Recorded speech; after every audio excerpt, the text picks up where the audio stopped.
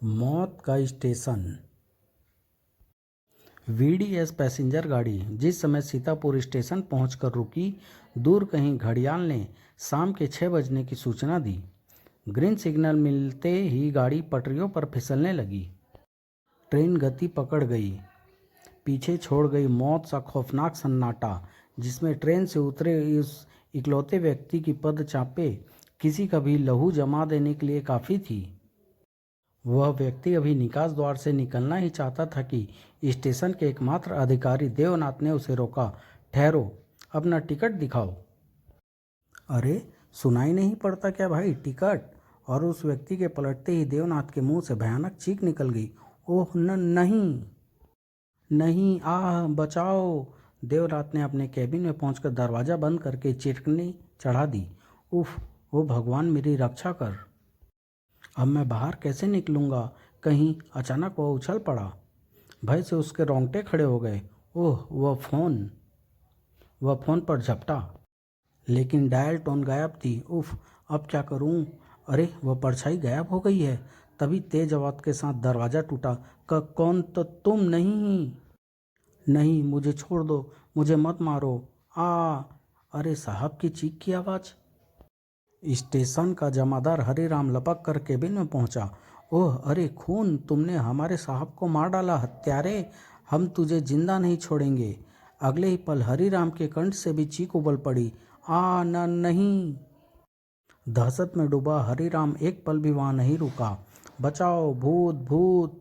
Station के बाहर खड़े एकमात्र टांगे पर वह सवार हो गया। फिर चिल्लाया, दीनू जल्दी दौड़ा टांगा, मौत इधर ही आ रही है। उसने हमारे साहब को उफ मार डाला। दीनू, अरे यह कुछ बोल क्यों नहीं रहा? तू कुछ बोलता क्यों नहीं रे? और यह तांगा धीरे क्यों चला रहा है? वह भूत। तभी तांगे वाले ने पलट कर देखा। आई नहीं, तुम भूत, बचाओ। भय का मारा हरिराम चलते तांगे से फौरन कूद गया। आह, और चोट की परवाह किए बिना सरपट भागा। भूत भूत, बचाओ। भागते भागते अचानक कुछ देखकर उसका सारा शरीर कांप गया। उफ, यह क्या? नहीं, यह तो हमारे साहब की लाश है, लेकिन यह यहाँ कैसे आ पहुंची? अभी वह जड़ सा खड़ा ही था कि अचानक उसके गले में कोई चीज आ पड़ी। यह क्या? और उस हार के लॉकेट पर निगाह पड़ते ही वह पुनः चीख पड़ा। नहीं। उसने वह भयानक हार उतार कर वहीं फेंका और फिर वह गांव पहुंचने से पहले नहीं रुका। सीतापुर गांव पहुंचते ही वह बेहोश हो गया। अरे, इसे क्या हुआ? इसे उठाकर उधर चबूतरे पर लेटाओ। मैंने इसे बड़ी तेजी के साथ भागकर गिरते देखा था। कुछ ही देर में लगभग सारा गांव वहां इकट्ठा हो गया। पानी छिड़को इसके मुंह पर। शक्ल से तो बहुत डरा हुआ लग रहा है। ना मालूम क्या बात है, मगर कुछ है जरूर। युवक हरिराम के चेहरे पर पानी छिड़कने लगा। तुरंत ही हरिराम होश में आकर भयभीत स्वर में चिल्लाया, नहीं भूत, वह मेरे पीछे पड़ा है, मुझे मार डालेगा, बचाओ। डर नहीं हरिराम, यहाँ कोई भूत नहीं है, होश में आ। आह नहीं, वह मुझे मार डालेगा, उसने हमारे साहब को मार डाला। क्या उसने स्टेशन मास्टर साहब को मार डाला? कौन था वह हरिराम, बताओ। हड्डियों से चेहरे वाला भयानक भूत। हरिराम पुनः बेहोश हो गया। उस घटना की अगली रात। ओह, गाड़ी पूरे 5 घंटे लेट हो गई है। इस समय जंगल के रास्ते से होकर गांव जाना क्या ठीक होगा? नहीं। रहीम और उसकी पत्नी सईदा सीतापुर के ही रहने वाले थे। वह हरिराम वहाँ खड़ा है, उसे भी रात स्टेशन पर ही बितानी होगी। उसी से चलकर बात करते हैं। रात तो अब यहीं काटनी पड़ेगी। देवनाथ की मृत्यु के पश्चात हरिराम की ड्यूटी तब तक के लिए स्टेशन पर लगा दी गई थी जब तक कि नया अधिकारी नहीं आ जाता था। अतः हरिराम स्टेशन पर न चाहते हुए भी रुकने के लिए मजबूर था। रहीम और सहीदा को उसने वेटिंग रूम में ठहरा दिया था। वह साथ वाले कक्ष में था। आज की रात सही सलामत बीत जाए, बस कल ही यहाँ से तबादले की अर्जी दे दूंगा। आधी रात के समय रहीम की अचानक नींद टूट गई। अरे, यह बाहर खड़खड़ाहट कैसी? उसकी बीवी सईदा भी जाग गई थी। बाहर कहीं हरिराम तो नहीं है जी, देखता हूँ। दरवाज़ा खुलते ही वह उछलकर कई कदम पीछे हट गया। या खुदा! भयानक दृश्य देखते ही सईदा भी बुरी तरह चीख पड़ी। दूसरे ही पल रहीम क्रोध से गुर्रा उठा। यह जरूर किसी की शरारत है, मैं अभी देखता हूँ। नहीं, मैं तुम्हें बाहर जाने नहीं दूंगी। लेकिन रहीम दरवाजे पर लटके बच्चे के कंकाल से बचकर बाहर आ गया। बाहर तो कोई नहीं है। फिर बच्चे का यह कंकाल यहाँ किसने लटकाया? क्या हुआ रहीम? यह चीख कैसी थी? तब तक हरीराम भी भय से कांपता हुआ वहां पहुंच गया। बच्चे का कंकाल देखकर हरीराम को काटो तो खून नहीं जैसी हालत हो गई। उफ, हे भगवान, यह कंकाल! अचानक सईदा की चीख सुनकर दोनों उछल पड़े। हिरण की तरह कुलाचे भरता हुआ रहीम भीतर भागा। सईदा को क्या हुआ है? केबिन में घुसते ही सईदा चीखती हुई उससे आ टकराई। बचाओ बचाओ सईदा! क्या हुआ सईदा? बताओ। वह यह तुम्हारे चेहरे पर खून कैसा? वह वहाँ नहीं, बचाओ! सईदा का संकेत पाकर रहीम लपक कर खिड़की पर पहुंचा। यहाँ तो कुछ नहीं है। रहीम सईदा के निकट पहुंचा। क्या हुआ था सईदा? और यह तुम्हारे चेहरे पर खून कैसा? वह हड्डी से चेहरे वाला मुझे खिड़की पर दिखाई दिया। मैं चीख पड़ी। अचानक उसने मुझ पर खून की उल्टी कर दी। यह सुनते ही हरीराम थूक निकल कर बोला, यह वही भूत है रहीम जिसने हमारे साहब को मारा है। अब वह हमारे पीछे पड़ गया है। यहाँ रुकना खतरे से खाली नहीं। अरे! अचानक हरीराम खिड़की की ओर संकेत करके चीख पड़ा। वह रहा, वह हमें मार डालेगा रहीम। आह! यही है वो शैतान। खुदा खैर करे। भागो रहीम, जल्दी, तेज दौड़ो सईदा। आह! अगले दिन ही रहीम व हरीराम की लाशें स्टेशन की नोकीली बाउंड्री के ऊपर पड़ी मिली। अरे! सईदा अभी जीवित है। थोड़े से प्रयास के पश्चात सईदा होश में आ गई। उसे हरीराम व रहीम के विषय में पता चला तो नहीं, ऐसा नहीं हो सकता। सईदा ने जब हकीकत बताई तो लोगों में सनसनी फैल गई। न जाने कैसी बला टूट पड़ी है स्टेशन पर। स्टेशन मास्टर के बाद ये 2 खून और। अगली रात, लखन, आज सीतापुर में ट्रेन नहीं रोकने का है, ऐसा ऑर्डर है। ऑर्डर तो होगा ही दिवाकर, नया एएसएम पता नहीं कब यहाँ पहुँचेगा। हरिराम का भी कल खून हो गया और सुना है कि भूतों ने। अभी लखन ने बात पूरी भी नहीं की थी कि दिवाकर कह उठा, सीतापुर स्टेशन के पास पटरियों के बीच कोई खड़ेला है लखन। पटरियों के बीच मरेगा क्या? विसल दो। लखन ने विसल दी। वह विसल नहीं सुन रहा। ट्रेन रोक दें? आत्महत्या का इरादा तो नहीं है इसका? उसके निकट पहुंचते तक ट्रेन रुक गई। दोनों बाहर निकल आए। अरे कहाँ गया? अभी तो इधर ही देखा था मैंने। कमाल है, एकदम गधे की सींग की माफिक गायब हो गया। जरूर इसे गाड़ी में चढ़ना होगा और उसे पता होगा कि आज गाड़ी यहाँ नहीं रुकने की। अचानक गाड़ी को पटरियों पर फिसलता देख दोनों बुरी तरह से उछल पड़े। हे भगवान, यह गाड़ी तो अपने आप चल पड़ी। अचानक लखन ने दिवाकर को एक तरफ धक्का दिया। बचो दिवाकर! ओह! लेकिन वह खुद ट्रेन की चपेट में आ जाने से बच न सका। बचो दिवा! आह! ओह! लखन मारा गया।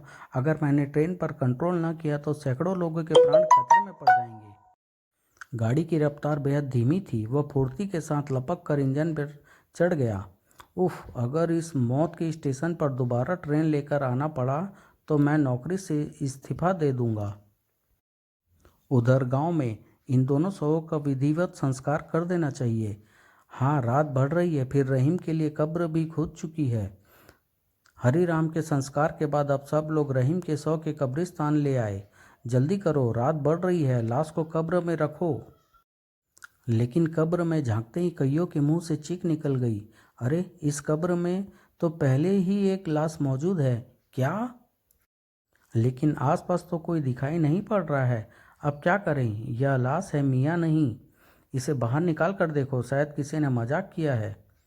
किसी के कुछ कहने से पूर्व ही एक युवक करीम कब्र में उतर गया और मैं अभी देखता हूँ कि यह कौन है।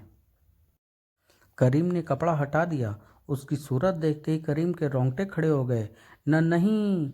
उसने फुर्ती के साथ गड्ढे से बाहर निकलना चाहा, लेकिन उसकी एक टांग लाश के पंजे में दब चुकी थी। बचाओ, मेरी टांग! आ! झटके के कारण करीम लाश पर गिर पड़ा। वह भयानक ढंग से चिल्लाया, नहीं, बचाओ! करीम मर गया। अचानक लाश हवा में उड़ने लगी। इधर वहां खड़े लोगों को जैसे होश आया। उसने करीम को मार डाला, वह हमें भी मार डालेगा, भागो, हे खुदा। आधी रात के बाद दो साए अंधेरे का सीना चीरकर कब्रिस्तान में प्रकट हुए। चलो शुरू हो जाओ। लेकिन डरो नहीं, भूत प्रेत केवल मन का वहम है, खुदाई शुरू करो। करता हूँ। हमें वह चीज़ यहीं कहीं मिलेगी, शाबाश। हो सकता है हमें कोई कब्र भी खोदनी पड़े, टॉर्च जला लो। उसके बाद वे तेजी से खुदाई में लग गए। राम हॉल्ट, सीतापुर से अगला स्टेशन, जहां अब सीतापुर के पैसेंजर भी उतरते चढ़ते थे, क्योंकि सीतापुर बन गया था मौत का स्टेशन। इसी ट्रेन से विकास भी उतरा था, सीबीआई का एक होनहार जासूस।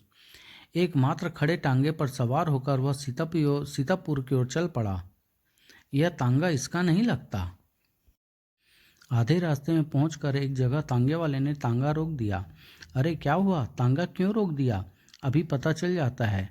तभी तीन नकाबपोश व्यक्तियों ने वहां पहुंचकर आनन फानन में विकास के मुंह पर कपड़ा डाल दिया। अरे ओह! विकास ने उनकी पकड़ से छूटने का प्रयास किया। अरे छोड़ो! उसके मुंह पर एक शक्तिशाली घूंसा पड़ा। तभी उसने एक व्यक्ति को पकड़ लिया, कमीने, और उसके चेहरे पर घूंसा जड़ दिया। तभी विकास की कमर पर एक बदमाश ने ठोकर जड़ दी। ओह! वह जिस बदमाश से टकराया, उसने अपने घुटने का वार उसके पेट पर कर दिया। उफ! एक पहलवान नुमा बदमाश ने विकास को पीछे कॉलर से पकड़कर हवा में उछाल दिया। ओह! जब विकास कुछ सोचने समझने लायक हुआ तो वे बदमाश उसे वहां कहीं दिखाई नहीं पड़े, भाग गए। मेरा सूटकेस उसे भी ले गए। मुझे पहले ही लगा था कि यह तांगे वाला असली नहीं है, फिर भी मैं धोखा खा गया। कौन हो सकते हैं? शायद लुटेरे, जिन्हें मेरे सूटकेस में दिलचस्पी थी। अब मुझे ही यह तांगा चलाकर गांव में चौधरी जी के घर पहुंचना होगा। और वह गांव की ओर चल दिया, जहां उसे कुछ दिन रुकना था। गांव पहुंचकर उसे चौधरी साहब से मौत के स्टेशन के विषय में पता चला। उसी शाम अब रात के खाने पर मुलाकात होगी चौधरी साहब। अरे मगर सुनो तो, जा कहाँ रहे हो? मौत के स्टेशन पर। मौत का स्टेशन? सीतापुर स्टेशन की ओर जाते समय राह ही में वह अचानक ठिठक गया। अरे यह आवाज़ें कैसी? ठाक ठाक आवाज़ें इधर से आ रही है। ऐसा लगता है जैसे भीतर खुदाई चल रही है। जरा दीवार पर चढ़ कर देखूं। ओह, कौन है ये लोग और खोद क्या रहे हैं? मुझे पता लगाना होगा। अचानक भूत की तरह विकास उनके सामने जा खड़ा हुआ। कौन हो तुम दोनों, और यहाँ क्या खोद रहे हो? कुछ कहने के स्थान पर सायों ने उस पर फावड़े और बेलचे से हमला कर दिया। ओह! उफ! विकास ने फुर्ती के साथ डाल की लकड़ी एक नकाबपोश के टांगों पर खींच मारी। तड़ाक! विकास ने पुनः लकड़ी फावड़े वाले नकाबपोश पर खींच मारी। आह! दूसरे ही पल फावड़े वाला लंबा नकाबपोश अंधेरे में गायब हो गया। विकास उठने की चेष्टा कर रहे ठिगने व्यक्ति के सिर पर जा पहुंचा और बता, कौन है तू हरामजादे? बात बता, वरना अभी तेरे चेहरे का भूगोल बदल दूंगा। नहीं, मुझे मत मारो। तुम तांगे वाले, बताओ यहाँ क्या कर रहे थे तुम, और तुम्हारे साथ वह दूसरा कौन था? वह हम लोग कब्र खोद रहे थे। क्यों? अंधविश्वासी गांव वाले हर मरने वाले के साथ जेवर, रुपया, कपड़े इत्यादि भी दफना देते हैं। हम उन्हें खोद कर निकाल लेते हैं। लेकिन मैंने तो सुना है कि इधर कदम पड़ते ही मौत अपना शिकार बना लेती है।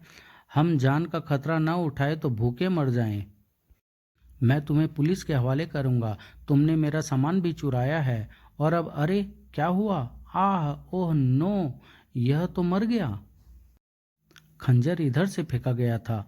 शायद इसके साथी ने पुलिस के भय से इसे मार डाला। अचानक कुछ देखकर वह चौंक पड़ा। वह क्या है? यह तो कोई कफन मालूम पड़ता है। विकास उसे फेंकने ही वाला था, फिर चौंका। यह क्या चुभ रहा है? विकास ने गठरी को खोला। तार के गुच्छे। विकास ने सफेद कपड़ों को ध्यानपूर्वक देखा। इसके बीचों बीच बने ये छिद्र क्या कह रहे हैं? मामला कुछ गड़बड़ लगता है। अरे वह कौन है? हाथ में लैंप लिए वह कहाँ जा रही है? यह तो स्टेशन की तरफ जा रही है। कमाल है, गेट अपने आप खुल गया। कहीं यह कोई भूतनी तो नहीं है? विकास ने एकदम उसके पीछे प्रकट होकर उसे पुकारा। ए सुनो, रुको। सफ़ेद लिबास वाली वह स्त्री वहीं रुक गई। पलटो और बताओ कि मौत के स्टेशन पर इतनी रात गए लैंप लेकर कहाँ जा रही थी। स्त्री पलट गई। ओह गॉड! उसकी भयानक सूरत देखते ही विकास भय से सिहर उठा। तभी उस स्त्री ने भयानक ढंग से ठहाका लगाने के साथ हाथ में पकड़ा लैंप उस पर खींच मारा। हा हा हा! उफ!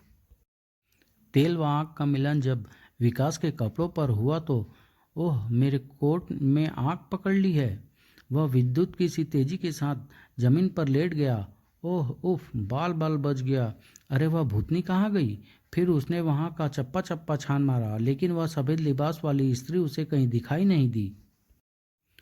अगले दिन, अरे तुम रात कहाँ गायब हो गए थे? हम रात के खाने पर तुम्हारा इंतजार करते रहे। माफ़ करना चौधरी साहब, दरअसल रात मुझे लौटने में देर हो गई थी, इसलिए मैं चुपचाप अपने कमरे में जाकर सो गया था। चौधरी साहब, कल मेरे आने की खबर आपने और किस किस को दी थी? तुमने अपने पत्र में खबर गुप्त रखने को कहा था, इसलिए मैंने तो किसी को नहीं बताई थी। और फिर तुम मेरे दोस्त के पुत्र हो, इतना भरोसा तो रखो मुझ पर। ठीक है, अब आप मुझे मौत के स्टेशन से संबंधित सभी घटना बता डालिए। चौधरी साहब सभी घटनाओं के विषय में उसे बताते चले गए। सुनने के पश्चात विकास बोला, क्या अब भी आप समझते हैं कि यह सब भूतों की करामत है?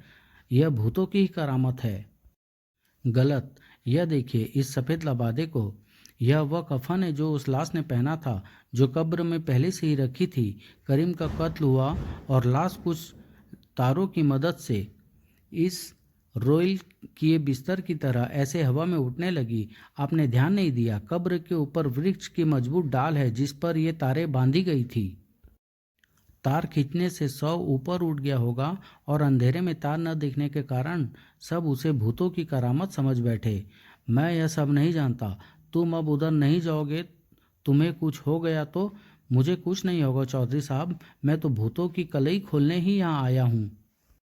वह वापस स्टेशन पहुंचा, जहां मुख्य गेट का मुआयना करते हुए उसकी आंखें चमकने लगी। लगता है अपराधी इतने आश्वस्त हो चुके हैं कि अब उन्हें लगता है कोई इधर नहीं आएगा, तभी वे ये तारे भी गेट पर बंदी छोड़ गए हैं। रात को गेट इन्हीं तारों से खींच कर खोला गया होगा और मैं समझा कि भूतों की माया है। अब तो यहाँ के चक्कर को घन चक्कर बना कर ही रहूँगा। फिर वह कब्रिस्तान की ओर चल पड़ा। कब्रिस्तान का मुआयना करने पर यहाँ की सारी ज़मीन खुदी पड़ी है। कई कब्रें भी, मरने के बाद लोग इन्हें कब्र में भी आसानी से नहीं रहने देते शायद। लेकिन आखिर यह खुदाई हो क्यों रही है? वह तांगे वाला सच तो नहीं बोल रहा था? रात को शायद कुछ पता चले। उसी रात कब्रिस्तान में मिल गई, वह चीज़ मिल गई बॉस। क्या? हटो पीछे। ओह, यही है वह छोटा सा संदूक। हमारी मेहनत सफल हो गई। इसे खोल कर देखो बॉस। 2 करोड़ के हीरे। अब जल्दी यहाँ से निकल चलो बॉस। तभी, नहीं, कोई यहाँ से नहीं हिलेगा वरना मैं उसे तुरंत गोली मार दूंगा। कौन है? मैं, सीबीआई इंस्पेक्टर विकास। उसी क्षण कथित बॉस ने अपने एक साथी को विकास की ओर धक्का दे दिया। विकास ने तुरंत गोली चला दी। आह, धाएं! विकास ने पुनः फायर कर दिया। ठीक उसी पल बॉस के तीनों साथी वृक्षों से नीचे कूद कर उस पर टूट पड़े, लेकिन उनका सामना विकास से था। उन तीनों को ठिकाने लगाकर वह स्टेशन की तरफ जिधर बॉस गया था। आज तेरा खेल खत्म करके रहूंगा कुत्ते। ओह, वह रहा। विकास सावधानी से उस कैबिन के पास पहुंच गया। तभी एक झटके के साथ कैबिन का दरवाजा खुला और घुसा विकास के जबड़े पर पड़ा। उसने लपक कर विकास की गर्दन पकड़ ली और उसे दबाने लगा। मैं तुझे जिंदा नहीं छोड़ूंगा कुत्ते। ओ! विकास ने घुटने का वार कर दिया। वह तड़प उठा। पकड़ ढीली ढीली होते ही विकास गोरिल्ला के समान उस पर टूट पड़ा। फिर जब मार मार कर उसे अधमरा कर दिया, अब मैं देखूंगा कि दरअसल तुम हो कौन। और चेहरे से वह भयानक मास्क हटाते ही, चौधरी साहब! वह आश्चर्य से भर उठा। आप? और इस रूप में? इस संदूक में क्या था? 2 करोड़ के हीरे, जिसे मेरा ही एक आदमी बेईमानी करके ले उड़ा था। पीछा करते मेरे आदमियों ने उसे गोली मार दी थी, लेकिन मरने से पूर्व उसने हीरे वाले बक्से को कब्रिस्तान में कहीं दबा दिया था। बताओ वह हीरे वाला बक्सा कहाँ है? कब्रिस्तान में। यह काम रात में ही हो सकता है, नहीं दिन में।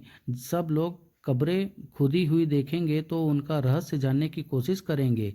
तब हमने इस रास्ते पर लोगों का आना जाना बंद करने के लिए भूतों का डर स्टेशन तक फैलाया, क्योंकि कब्रिस्तान गांव व स्टेशन के बीच में पड़ता था। सबसे पहले मैंने मास्क लगाकर देवनाथ को, फिर कब्रिस्तान में से खोदे कंकाल से रहीम व हरीराम को मारकर खत्म किया। मुंह में बकरे का खून भरकर मैंने सईदा के मुंह पर उल्टी की। सईदा के को गांव में भूत की बात फैलाने के लिए जिंदा भी छोड़ दिया। फिर रेल के ड्राइवर की हत्या की। रेल चलाकर मैं खुद फटाफट नीचे कूद गया था। तांगे वाले अपने साथी को भी खंजर मैंने मारा। उसे ना मारता तो वह सारा भेद उगल देता। लेकिन तुमने मेरा ब्रीफकेस क्यों उठवाया? मैंने उन्हें मारने का हुक्म दिया था। नाकामयाब की सूरत में वे तुम्हारा ब्रीफकेस ले आए ताकि काम मामूली उठाईगिरी का लगे। और स्टेशन पर मिली लैंप वाली औरत, वो भी मेरा ही एक रूप था, तुम्हें कब्रिस्तान से दूर करने के लिए। और इस प्रकार विकास की सूझबूझ से केस हल हो गया। गांव वालों के प्रेम के कारण 2 दिन गांव में गुजारने के बाद उस दिन जब उसने सीतापुर स्टेशन से ट्रेन पकड़ी, मुझे उम्मीद है कि हकीकत प्रकट होने के बाद अब गांव वालों को भूतों के अस्तित्व पर विश्वास नहीं रहा होगा और शायद कभी कोई स्टेशन मौत का